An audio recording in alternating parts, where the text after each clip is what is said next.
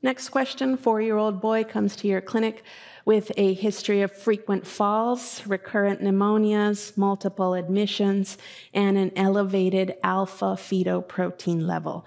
What is the most likely diagnosis? Wiskott-Aldrich syndrome, Ataxia Telangiectasia, leukocyte adhesion defect, or Duncan syndrome, which was our X-linked lymphoproliferative syndrome.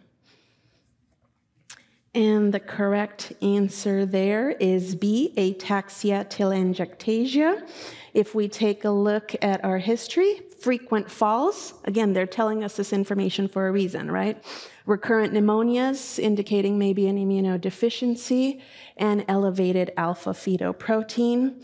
These are all very common in Ataxia Telangiectasia, even though he didn't have telangiectasias, right? So again, don't let the names sort of misguide you. Sometimes these telangiectasias don't appear until after 5 years old, so you will see them, but once they're a little bit older.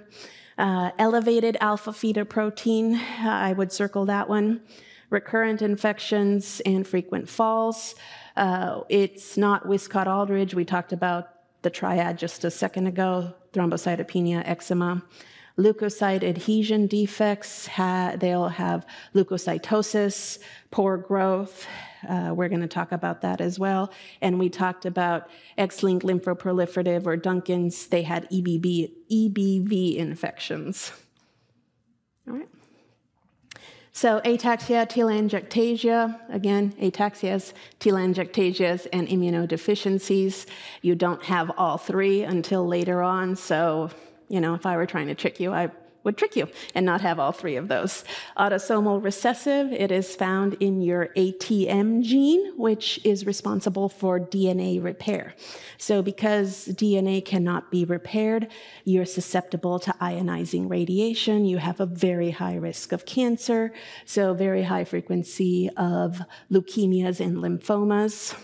And you will make the diagnosis based on the clinical history as well as the elevated alpha-fetoprotein. So alpha, ataxia telangiectasia, A and A there might help.